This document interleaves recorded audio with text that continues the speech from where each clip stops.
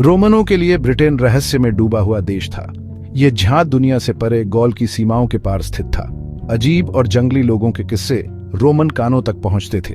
उन्होंने चित्रित शरीरों वाले भयंकर योद्धाओं और जादू का अभ्यास करने वाले रहस्यमय ड्रूड्स के बारे में बताया।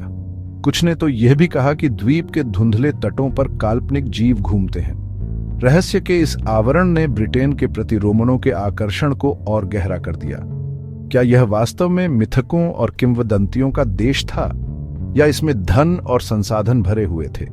यह सवाल रोमन नेताओं, खासकर जूलियस सीजर के मन में कौंधता रहा, जो अपनी महत्वाकांक्षा और विजय की प्यास के लिए जाने जाते थे। सीजर ने ब्रिटेन को एक चुनौती, रोमन शक्ति की परीक्षा के रूप में देखा। उन्होंने इसे अपनी शक्ति और प्रभाव का विस्तार करने के अवसर के रूप में भी देखा। 55 ईसा पूर्व में वह अपनी सेनाओं के साथ मिथक के आवरण को भेदने और इस पौराणिक द्वीप पर रोम के लिए दावा करने के लिए दृढ़ संकल्पित होकर रवाना हुए। ब्रिटिश तटों पर जूलियस सीजर का आगमन वह विजय नहीं थी जिसकी उन्होंने कल्पना की थी। ब्रिटेन के लोग उग्र और निडर रोमन सेनाओं का इंतजार कर रहे थे। वे आक्रमणकारियों का डटकर मुकाबला करते थे, उनके रथ युद्ध के मैदान में गरजते थे। अनुशासित युद्ध के आदि रोमन ब्रिटेन वासियों की बर्बरता से हैरान थे। ब्रिटेन के लोग उन दुश्मनों से अलग थे जिनका हमने पहले सामना किया था। उनका साहस और दृढ़ता उल्लेखनीय थी। हमने अपने पास जो कुछ भी था उससे लड़ाई लड़ी। हमारी जमीन, हमारी आजादी इस पर निर्भर करती है। सीजर का पहला आक्रमण जीत के बजाय एक सामरिक वापसी थी। उन्होंने तट पर एक अस्थायी पकड़ स्थापित की, लेकिन द्वीप के आंतरिक भाग में घुसने में विफल रहे। कम से कम उस समय के लिए रोम की ताकत की जांच हो चुकी थी।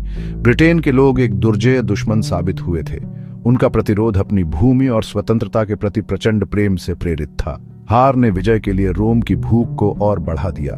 अज्ञात का आकर्षण इन भयंकर द्वीपवासियों को अपने वश में करने की चुनौती बनी रही। यह केवल समय की बात थी जब रोम वापस आएगा, ब्रिटेन को अपना बनाने के लिए और अधिक मजबूत और दृढ़ संकल्पित होगा। सीजर के शुरुआती आक्रमण के लगभग एक सदी बाद सम्राट क्लॉडियस ने वह पूरा करने का फैसला किया जो उनके पूर्ववर्ती ने शुरू किया था। 43 ईस्वी में उन्होंने ब्रिटेन पर पूर्ण पैमाने पर आक्रमण शुरू किया। इस बार रोमन सेनाएं पहले से बेहतर तरीके से तैयार थीं। उनका संकल्प सीजर के झटके की याद से कठोर हो गया था। हम अतीत की गलतियों को नहीं दोहराएंगे। इस बार हम ब्रिटेन को जीतेंगे। हमारा अभियान अथक था। हम चले, हम लड़े और हमने जीत हासिल की। अंग्रेजों ने बहादुरी से लड़ाई लड़ी, लेकिन वे हमारे लिए कोई मुकाबला नहीं थे। क्लॉडियस का अभियान एक शानदार सफलता थी। अंग्रेजों ने बहादुरी से लड़ाई लड़ी, लेकिन वे रोमन युद्ध मशीन के अनुशासन और ताकत के आगे टिक नहीं पाए। रोमन सेनाएं पूरे द्वीप पर चढ़ गईं, प्रतिरोध को कुचल दिया और अपना प्रभुत्व स्थापित किया। रोमन ब्रिटेन का युग शुरू हो गया था, जो द्वीप के इतिहास में एक नए अध्याय की शुरुआत कर रहा था। विजय सुनिश्चित होने के साथ रोम ने ब्रिटेन को अपनी छवि में बदलने का काम शुरू कर दिया। रोमन इंजीनियरों और वास्तुकारों ने काम करना शुरू कर दिया। सड़कों, किलों और शहरों का एक नेटवर्क बनाया जो हमेशा के लिए परिदृश्य को बदल देगा। ये संरचनाएं, जो हमेशा बनी रहने के लिए बनाई गई हैं, रोमन शक्ति और सरलता के प्रतीक के रूप में कार्य करती हैं। रोमन अपने साथ अपनी संस्कृति, भाषा और कानून लेकर आए।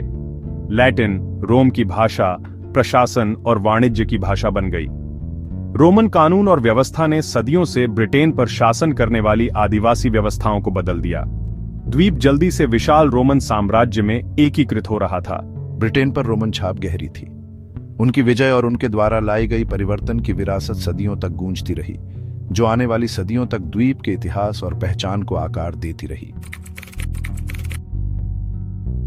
रोमन ब्रिटेन के केंद्र में लॉन्डिनियम खड़ा था, टेम्स नदी के तट पर एक हलचल भरा बंदरगाह शहर। रोमनों द्वारा अपनी विजय के तुरंत बाद स्थापित लॉन्डिनियम तेजी से व्यापार और वाणिज्य का एक प्रमुख केंद्र बन गया।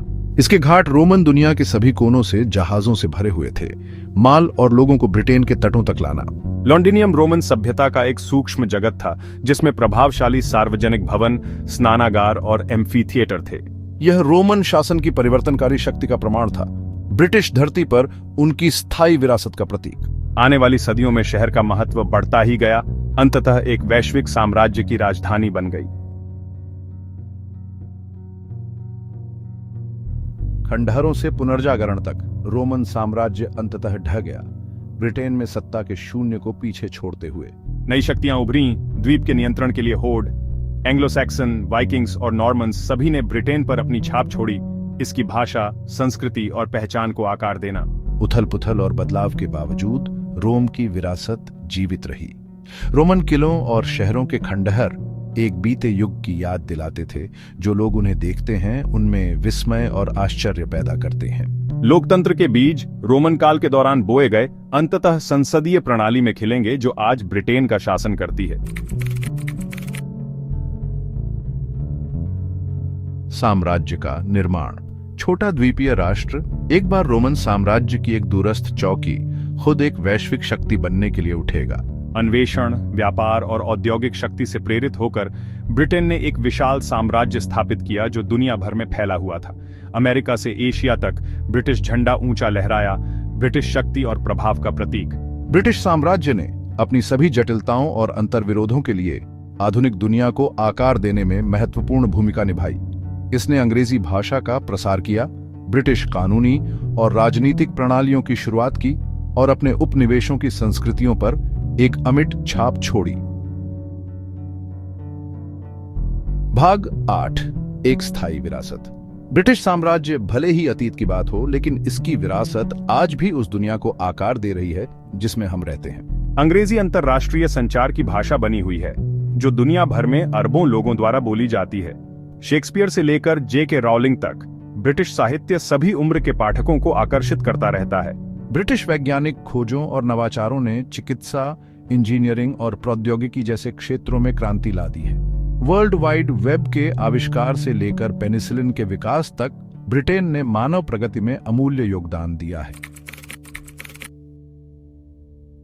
ब्रिटेन की कहानी मानवीय लचीलापन, अनुकूलन क्षमता की स्थायी शक्ति का प्रमाण है और नवाचार अपनी पौराणिक शुरुआत से लेकर अपनी शाही ताकत तक और इसकी वर्तमान भूमिका इतिहास के माध्यम से ब्रिटेन की यात्रा विजय, त्रासदी की एक मनोरम कहानी है और परिवर्तन। Media. Delegates at United Nations, British prime minister at international summit, G7 leaders meeting. यह विश्व मंच पर एक महत्वपूर्ण खिलाड़ी बना हुआ है। G7 का सदस्य, संयुक्त राष्ट्र सुरक्षा परिषद का स्थायी सदस्य और संयुक्त राज्य अमेरिका का एक प्रमुख सहयोगी। Narrator. Media. British and American flags together, British and American soldiers in joint exercise, UK Prime Minister meeting US President। Britain आज ब्रिटेन एक आधुनिक बहुसांस्कृतिक राष्ट्र के रूप में खड़ा है, वैश्वीकृत दुनिया की जटिलताओं को नेविगेट करना।